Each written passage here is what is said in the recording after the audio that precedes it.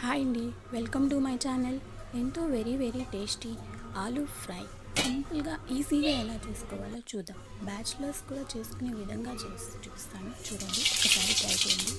First oil వేయండి సరిపడా, కొంచెం ఆవాలు, శనగపప్పు, ఇంకా కొద్దిగా మినపప్పు, అది మనం పోపు దినుసులు వేసుకుంటాం కదండి, అవన్నీ వేయండి. జీలకర్ర ఎంతో టేస్ట్, అలాగే ఆరోగ్యానికి కూడా మంచిది.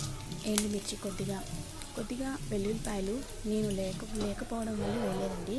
తర్వాత ఆలు కట్ చేసుకుని ఇలా వాటర్లో వేసుకుని పెట్టుకుంటే ఏంటంటే కలర్ చేంజ్ అవ్వకుండా చాలా సాఫ్ట్గా ఉంటుంది. తర్వాత ఆలు మనం ఇలా అన్నీ ఫ్రై అయిన తర్వాత ఆలు దాంట్లో వేసేద్దాం. నేను ఒక్క మనిషికి బ్యాచిలర్స్ చేసుకునే వంటలానే చేశానండి. ఎక్కువ మంది క్వాంటిటీలో చేయలేదు, కొంచెం క్వాంటిటీలోనే చేశాను.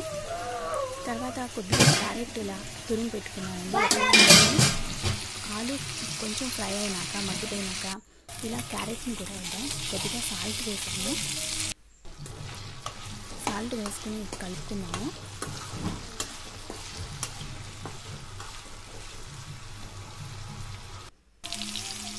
కొంచెం కరివేపాకు, స్మెల్ బాగుంటుంది, టేస్ట్ కూడా చాలా బాగుంటుందండి. ఆరోగ్యానికి కూడా చాలా మంచిది కరివేపాకు. తినేటప్పుడు కరివేపాకు వస్తే తీసి పక్కన పడేయకండి. కొద్దిగా చిటికెడు పసుపు వేసుకోండి. అన్నీ కలుపుకొని ఒక్కసారి మూత పెట్టుకొని కొంచెం సేపు ఎలా మగ్గించుకోండి. ప్లీజ్ లైక్ చేయండి, సబ్స్క్రైబ్ చేయండి. మూత పెట్టుకొని కొంచెం సేపు అలా ఉంచుకోండి, మగ్గ పెట్టుకొని. చూడండి, ఇట్లా ఫ్రై అయింది కదా.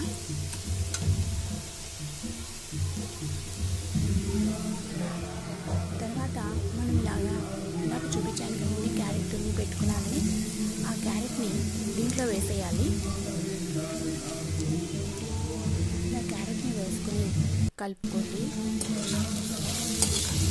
క్యారెట్ ఏంటంటే ఒక్కటే తెలుసు, పిల్లలు తినకపోవచ్చు, పెద్దవాళ్ళకు కూడా కొంతమంది ఇలా రెండు కాంబినేషన్ చాలా బాగుంటుంది.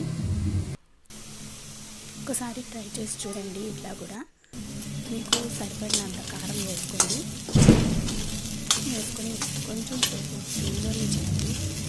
హై ఫ్లేమ్లో చేస్తే ఏంటంటే మాడిపోతుంది. తర్వాత కొంచెం ధనియాలు, జీలకర్ర పౌడర్ వేసి కలిపేసుకోండి.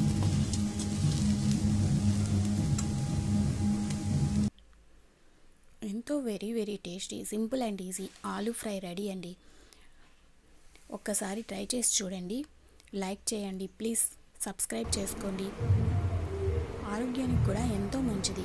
బ్యాచిలర్స్, సింగిల్గా ఉన్నవాళ్ళు, ఒక పూటకి ఎంత చేయాలో అని ఆలోచించేవాళ్ళు చిన్నగా ఇలా ఆలూ ఫ్రై చేసుకుని కొద్దిగా రసం పెట్టుకున్నారంటే హ్యాపీగా వేడివేడి అన్నంలో తినేయచ్చండి.